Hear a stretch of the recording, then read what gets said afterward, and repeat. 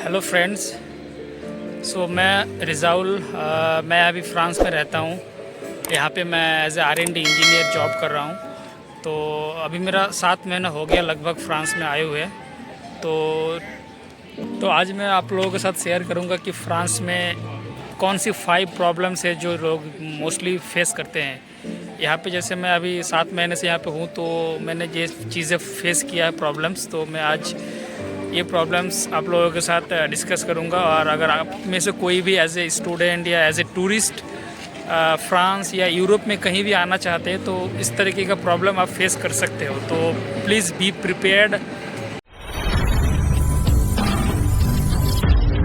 पहला प्रॉब्लम आप यहाँ पे आकर फेस कर सकते हो, वो है करेंसी एक्सचेंज। आप जब स्टार्टिंग में एज ए स्टूडेंट या एज ए टूरिस्ट अगर आप यूरोप में आओगे, तो आपको अपने साथ कुछ यूरोस लेके आने हैं। आप ये नहीं सोचना कि आप एयरपोर्ट पे जाके एक्सचेंज करा लोगे, क्योंकि एयरपोर्ट पे जो एक्सचेंज फ़ीस होता है वो बहुत ज़्यादा लेते हैं। तो आप नॉर्मली कोई बड़े शहर में जाओ, जैसे कहीं भी दिल्ली हो, कोलकाता हो, जो बड़ा सिटी है, वहाँ पे आप नॉर्मली गूगल करके भी देख सकते हो एक्सचेंज, करेंसी एक्सचेंज। तो वहाँ से आप अपने हिसाब से जो मतलब करेंसी है वो एक्सचेंज कर सकते हैं। नॉर्मली 1 यूरो इज़ 90 रुपीज़ रहता है। ये थोड़ा 1 प्लस माइनस 1 रुपीज़ इधर उधर वेरी करता है, बट जनरल 90 रुपीज़ रहता है। तो आप अपने साथ कम से कम 200-250 यूरो लेके आने हैं, ताकि आपको एयरपोर्ट पे एक्सचेंज कराने की ज़रूरत ना पड़े। एक चीज़ और है कि आप जब करेंसी एक्सचेंज करोगे, तो मोस्टली आप खुले लेना, लाइक 10 यूरो या 5 यूरो, 20 यूरोज़। क्योंकि यहाँ पे जो कैब ड्राइवर, आप यूरोप में आओगे तो यहाँ पे कैब ड्राइवर ये लोग बहाने करते हैं कि मेरे पास सर एक्सचेंज नहीं है। तो आप इस तरह से ये लोग प्रॉब्लम करते हैं। तो यहाँ पे किसी भी दुकान में आपको जाके ऐसे नॉर्मली कोई आपको एक्सचेंज नहीं देगा। तो आप अपने साथ कम से कम 250-300 यूरो लेके आना है, और ज़्यादातर मतलब छुट्टे लेके आने, लाइक 10 यूरोज़ 20 यूरोज़, ताकि आपको ज़्यादा प्रॉब्लम फेस करना ना पड़े। तो जो दूसरी प्रॉब्लम आप फेस कर सकते हो वो ये है कि यहाँ पे लैंग्वेज पे प्रॉब्लम। क्योंकि यहाँ पे फ्रांस में या फिर यूरोप में किसी भी कंट्री में जाओ, सबका अलग अलग अपना लैंग्वेज है। जैसे आप फ्रांस में आओ तो फ्रेंच, आप जर्मनी में जाओ तो जर्मन, स्पेन में जाओ तो स्पेनिश। तो यूरोप में हर जगह मतलब अपना अपना लैंग्वेज है। तो यहाँ पे लोग मोस्टली अपने मदर टंग में बात करते हैं, वो इंग्लिश को प्रेफर नहीं करते हैं। तो इस हिसाब से भी आप थोड़ा दिक्कत हो सकता है, क्योंकि ये लैंग्वेज का एक बैरियर हो जाता है। तो आप ट्राई करो कि जो गूगल ट्रांसलेट है, आप फ़ोन पे गूगल ट्रांसलेट का एक ऐप आता है, वो अगर आप यूज़ कर लोगे तो आप जनरली क्या कर सकते हो, आप ट्रांसलेट करके दिखा सकते हो। मतलब किसी भी शॉप में हो या फिर किसी भी कैब ड्राइवर के पास जाके जब आप बात करोगे, या फिर कहीं पे एयरपोर्ट पे या फिर ट्रेन स्टेशन, ट्राम स्टेशन, कहीं पे भी आप जाओ, तो अगर कोई भी इन्फॉर्मेशन चाहिए तो आप ट्रांसलेट करके बात कर सकते हो। या फिर अगर वो इंग्लिश में बोल देंगे तो सही है, बट आप ये मान के चलो कि 80% लोग इंग्लिश में बात नहीं करेंगे। 20% हो सकता है मिल जाए, आप लकी हो तो मिल सकता है, लेकिन मोस्टली 80% से ज़्यादा लोग इंग्लिश में बात नहीं करते, वो अपने टंग में बात करेंगे। तो ये भी एक प्रॉब्लम है, इसको भी आपको दिमाग में रखना है। अभी हम यहाँ पे एक पार्क में बैठे हैं, और अभी टाइम 8:30 हो रहा है लगभग शाम के, और अभी सनसेट हो गया लेकिन अंधेरा नहीं हुआ। यहाँ पे लगभग 9:15 तक अंधेरा या 9 बजे तक अंधेरा होगा। और यहाँ पे पीछे आप देख सकते हो एक रेस्टोरेंट भी है, वहाँ पे कोई म्यूज़िक भी चल रहा है, लाइव म्यूज़िक। और आप आसपास देख सकते हो ये पार्क का जो मतलब वो है, यहाँ पे लोग आके सब रिलैक्स कर रहे हैं। यहाँ पे लोग खाना भी खा रहे हैं कोई। तो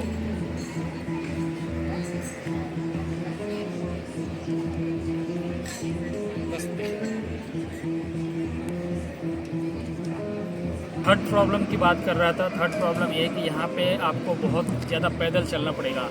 यहाँ पे आपको पब्लिक ट्रांसपोर्ट तो है, बसेस वगैरह अवेलेबल है, बट आपको अगर 1-2 किलोमीटर यहाँ पे आप पैदल चलोगे तो पता भी नहीं चलेगा, क्योंकि यहाँ पे रोड्स इतने क्लीन है, यहाँ पे धूल मिट्टी नहीं होता ज़्यादा।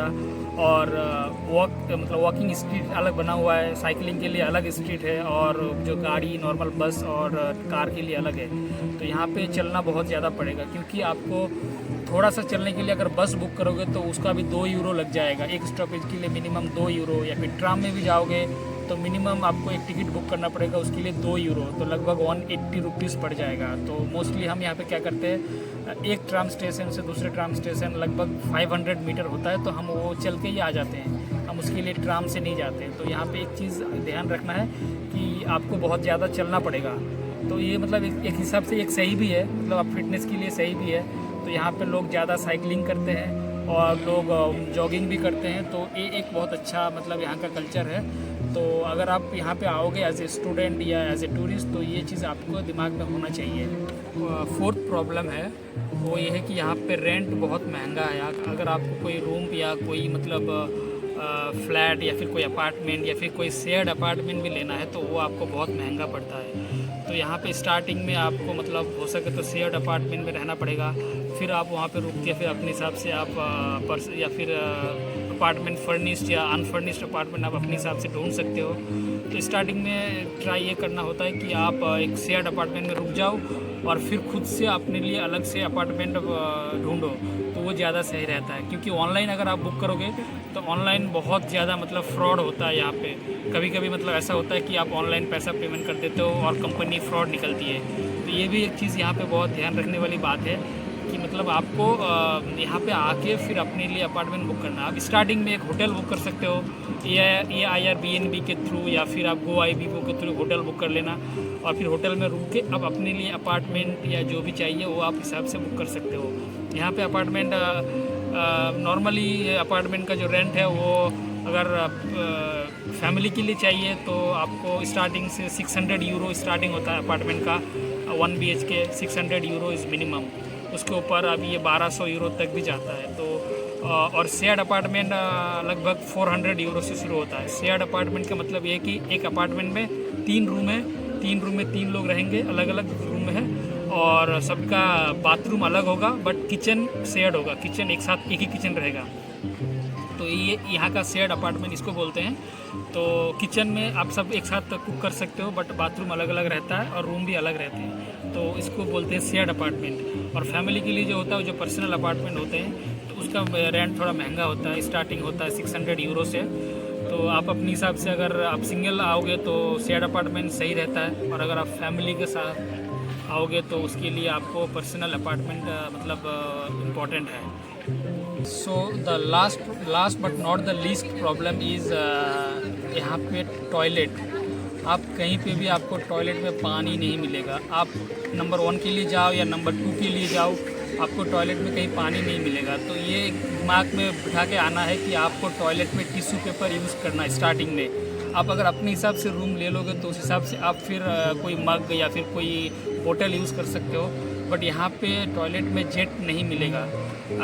किसी भी होटल में या फिर किसी भी आप अगर एयरपोर्ट पे जाओगे टॉयलेट यूज़ करने तो आपको जेट नहीं मिलेगा। तो वहाँ पे आपको टिश्यू पेपर यूज़ करना पड़ेगा। तो ये दिमाग में एक माइंडसेट बना के आना पड़ेगा कि स्टार्टिंग में ऐसा हो सकता है। तो that's it, see you in the next video. 5 problem discuss किया, ये मेरे एक्सपीरियंस से ये 5 प्रॉब्लम अभी तक मैंने फेस किया है। अगर बाद में जाके हो सकता है और भी ज़्यादा प्रॉब्लम मैं फेस करूं, बट ये है कि ये मेरा एक्सपीरियंस से मैं बोल रहा हूं। अगर आप यहां पे आओगे तो आप खुद से भी अलग हो सकता है प्रॉब्लम आप फेस करो। तो जैसे ये प्रॉब्लम डिस्कस किया ये मेजर प्रॉब्लम्स है।